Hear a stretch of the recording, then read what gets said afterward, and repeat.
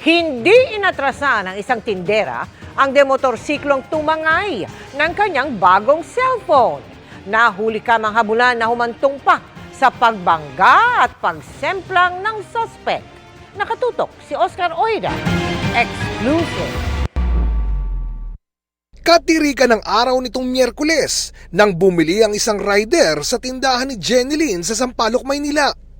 Pero nang malingat si Jenilyn para kunin ang binibili, agad na lang umanong dinakma ng rider ang kanyang bagong cellphone. Pagtalikod kong bigla, doon niya na dinakot yung cellphone ko at tinakbo. Pero ang tinderang si Jenilyn, di lang pala sa suklian mabilis, matulin din sa takbuhan. Imbis na masindak, abay, agad hinabol ang suspect kahit pa agad itong nakasakay ng motorsiklo. Nandun yung ano ko na, huy, hindi pa bayad yung cellphone ko yun na. Parang yun yung ano ko kasi parang ang daming mawawala pag yung cellphone .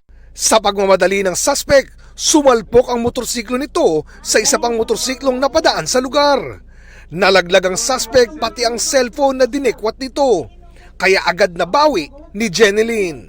Nung patayo siya, kasi palapit na yung ibang mga tao, dumuko siya sa bag niya, sabi niya, babariling ko kayo. Tumakbo na ako papunta rito, takbuhan kami. Dito na raw mabilis na nakasibat ang suspect. Kalaunan, napag-alaman naming ito palang si Jenilyn, kaya pala ubod ng tulin, panay pala ng hakot ng medalya sa kung saan-saang marathon. Pagtakbuhan, huwag siya sasakay ng motor, magpapaguran lang kami dalawa. Gayunman, delikado ang ginawa ni Jenilyn ayon sa kapitan ng barangay. Sa mga ganitong pagkakataon, mas pinapayo niyang humingi na lang ng saklolo. Sumigaw na lang sila baka para maalarma ba. Na kung sakasakali may ibang tao na baka pwedeng matulungan siya.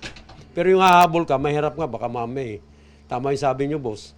Diba kung may baril. Naiblatter na sa barangay maging sa mga pulis ang pangyayari at kasalukuyang pinaghahanap ang suspect.